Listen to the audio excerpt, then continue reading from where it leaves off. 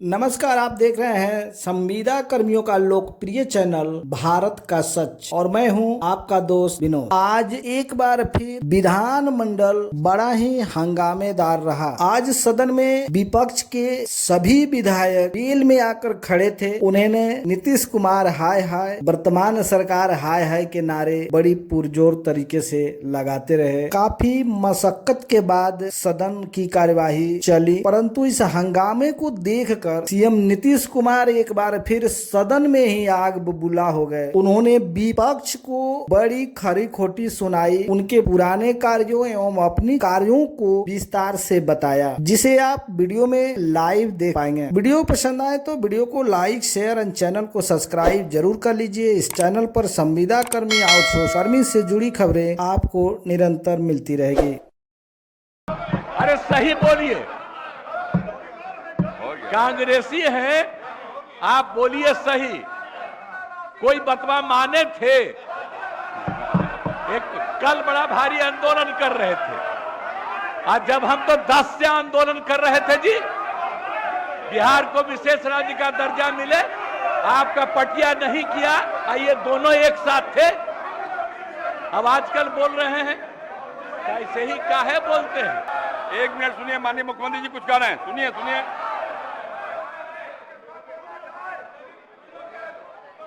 आप लोग बोल रहे हैं, अगर बैठ करके पूरी बात सुन लीजिएगा तब आपको ठीक लगेगा।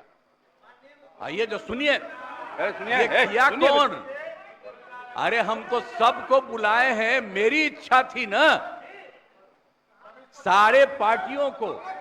आप लोग भी जब साथ थे, ये भी सबको लोगों को बुला करके हम जो बैठक किए थे और बातचीत करके हम लोगों ने पूरा का पूरा सर्वे करवाया और पूरे जाति जनगणना कराया और एक एक चीज के बारे में जानकारी मिली। सुनिए, बोलने दीजिए भाई, गलत तरीका नहीं है, तरीका नहीं है। अरे सुनिए, अरे आप लोग जो ऐसे ही बोलते रहते हैं, ये सब भूल जाते हैं कि हमने इसको कितना ज्यादा किस तरह से आप लोगों को भी कह के करवाया था। ये मेरी इच्छा थी और सब लोग एग्री किए थे। सुनिए, चुप रहिए। अगर बैठ करके सुनते तब पता चलता कि सचमुच आप कुछ चाहते हैं, कब कुछ चाहते हैं, लेकिन अरे बैठ जाइए ना, बैठ जाइए, आराम से सुनिए। आप सुनिए ना, आप सुन क्यों नहीं रहे हैं? आप जानते हैं कि ये काम हम लोगों ने करवाया और जब आप लोगों के साथ थे, ये लोग, इन सब लोगों ने सपोर्ट किया और जब सब लोगों को सपोर्ट किया गया पूरी सर्वसम्मति से, अरे महिला हो, कुछ जानती नहीं हो, महिला को, अरे बोल रही है, कहां से आते? इन लोगों के साथ जो हैं, ये लोग कोई महिला को आगे बढ़ाया था? अरे हम 5 के बाद में महिला को बढ़ाए हैं, बोल रही हो फालतू। इसीलिए हम कह रहे हैं, चुपचाप सुनो। अरे ऐसे ही बोल रहे, अरे क्या हुआ, सुनोगे नहीं? हम तो सुनाएंगे और अगर आप नहीं सुनिएगा तो आपकी गलती है। हाँ, तो आप समझ लीजिए, ये हम चाह रहे थे कि लोग समझते और एक एक चीज को हम लोगों ने लागू कर दिया, जो भी तय कर दिया था।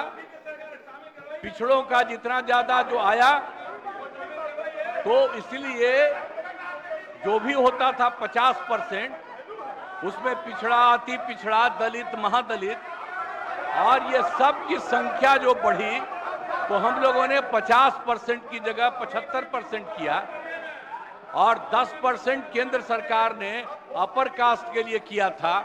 उसमें हिंदू मुस्लिम सब थे, तो उनका जो भी था 14% वो रहा और हम लोगों ने उसके लिए ये करवा दिया, ये लागू कर दिया। और यही नहीं, अब इन लोगों को ये नहीं मालूम है कि हम लोगों ने हर परिवार की आर्थिक स्थिति की जानकारी ली और हर परिवार के बारे में जानकारी ली और उसमें पता चला कि 74 लाख 74 नहीं 94 लाख और उसमें चाहे वो अपर कास्ट के हों, पिछड़ा हो, अति पिछड़ा हो, दलित हो, महादलित हो, हिंदू हो, मुस्लिम हो, कोई हो, सबको देखा गया और जो 94 लाख गरीब आए और उसके लिए हम लोगों ने सरकार से तय कर दिया कि हर परिवार को 2-2 हजार हम देंगे, लाख देंगे और उनको देना शुरू कर दिया अब 5 साल के लिए और इसके बाद और 9वें नंबर पर करने के लिए भी हम लोगों ने किया। तो अभी पटना के हाई कोर्ट ने रोका और तत्काल राज्य सरकार ने सुप्रीम कोर्ट में कर दिया है कि जो हाई कोर्ट का है फैसला उसके खिलाफ राज्य सरकार ने किया और केंद्र सरकार को 9वें नंबर पर का जो हमने दिया है उसके लिए भी अनुरोध किया। तो ये सब काम कर रहे हैं। तो आप लोग किस बात के लिए यहाँ पर हम लोगों के खिलाफ? अरे ये सब चीज बात तो हम ही न किए हैं जी, अब आप लोग साथ दिए हैं। कुछ आइडिया था, अरे सही बोलिए, कांग्रेसी हैं आप, बोलिए सही। कोई बतवा माने थे, एक कल बड़ा भारी आंदोलन कर रहे थे आज जब हम तो 10 से आंदोलन कर रहे थे जी, बिहार को विशेष राज्य का दर्जा मिले, आपका पटिया नहीं किया, ये दोनों एक साथ थे। अब आजकल बोल रहे हैं कैसे ही काहे बोलते हैं।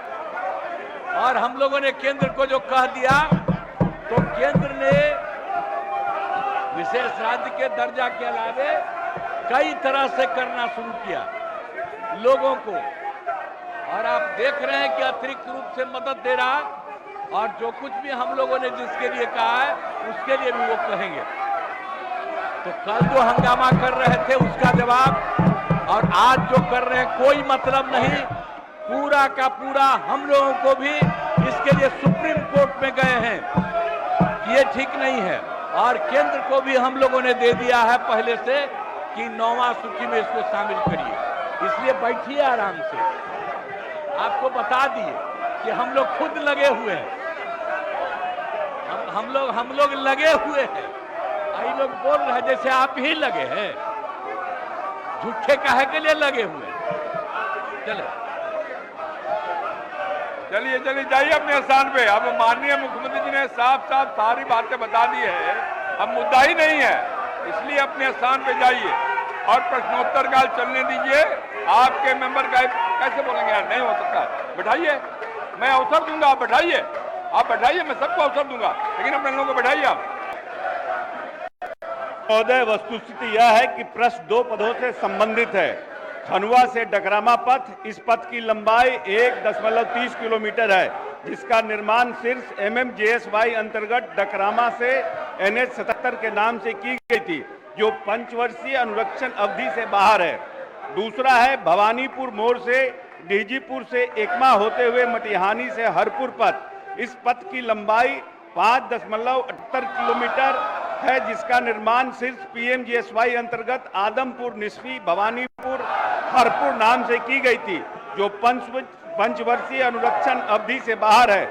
तदनुसार निधि की उपलब्धता एवं प्राथमिकता के आधार पर दोनों पदों की मरम्मती उन्नयन हेतु अग्रतर कार्रवाई की जा सकेगी। ही प्रखंड अंचल मझौलिया चीनी मिल हाई स्कूल का और सुगौली का मुख्य मार्ग है और काफी जर्जर तीनों सड़क महोदय, कब तक ये सड़क बनेगा? मैं माननीय अध्यक्ष महोदय के माध्यम से पूछना चाहता हूं कि तीनों सड़क माननीय मंत्री महोदय एक समय सीमा के अंदर बता दें कि कब तक बन जाएगा। बहुत 6 किलोमीटर माननीय मंत्री ग्रामीण कार्य। अध्यक्ष महोदय, हमने कहा है कि ये प्रायोरिटी पर रोड है, DPR बन के तैयार पड़ा हुआ है। जैसे सरकार के पास निधि उपलब्ध होगी हम प्रायोरिटी पर। उनकी बात मैं तैयार हूं सुनने के लिए। महोदय, आप इनकी बात सुनने को तैयार हैं और सरकार आपके इजाजत से इनकी बातों का जवाब देने के लिए तैयार है। महोदय, हम हर समय तैयार हैं इनकी सारी बातों का जवाब देने के लिए, लेकिन ये लोग तो फर्जी हमदर्दी चाहते हैं, ये फर्जी हमदर्दी चाहते हैं। मुख्यमंत्री जी ने आरक्षण की सीमा बढ़ा दी, कोर्ट ने रोका तो उच्चतम न्यायालय में अभी हम लोग लड़ रहे हैं और 9वीं अनुसूची में डालने की अनुशंसा की जा चुकी है, तो यहाँ केवल व्यवधान करना है को हम लोग सदन में प्रस्तुत किए महोदय। ये पहली दफा इस तरह के कृत्यों को अपराध की श्रेणी में डाल के अलग अलग ढंग से उनको सख्त से सख्त सजा देने का प्रावधान इसमें किया गया है महोदय। अध्यक्ष महोदय, मैं प्रस्ताव करता हूं कि बिहार माल और सेवा कर संशोधन विधेयक 2024 को पुनर्स्थापित करने की अनुमति दी जाए। प्रश्न यह है कि बिहार माल और सेवा कर संशोधन विधेयक 2024 को पुनर्स्थापित करने की अनुमति दी जाए। जो इसके पक्ष में वे हाँ कहें, जो इसके विपक्ष में वे ना कहें। मैं समझता हूं कि पक्ष बहुमत है, पुनर्स्थापित करने की अनुमति दी गई। हम होटलों में जा रहे हैं, जो दूसरे व्यावसायिक प्रतिष्ठानों में जाते हैं वो हमें स्लिप देते हैं और हमसे जीएसटी लेते हैं। वो जीएसटी, वो स्लिप सही है या गलत, वो सरकारी खाते में नियमित तौर पर जमा हुई वो राशि नहीं हुई, इसके बारे में बड़ा संकोच रहता है। क्योंकि डुप्लीकेसी बहुत ज्यादा हो रही है, इसलिए कोई ऐसी विधि सामने में लाई जाए कि हम जो टैक्स पे कर रहे हैं हमको इत्मीनान हो जाए कि मेरा टैक्स वाकईतन खाते में जमा हुआ। खून और पसीने की कमाई है सर, और सरकार के खाते में जमा होना चाहिए। वो सत्यता कम से कम लोगों को मिल सके, इसके लिए कोई प्रावधान किया जाए। इस प्रणाली लागू किया गया। ये एक ऐतिहासिक फैसला है जिसके माध्यम से बिहार जैसे राज्य को काफी फायदा हो रहा है जीएसटी के माध्यम से। लेकिन मैं इस सदन के माध्यम से ये बताना चाहता हूं कि आज देश में 2023-24 में 11% अधिक वृद्धि करके राजस्व का संग्रह किया जा चुका है।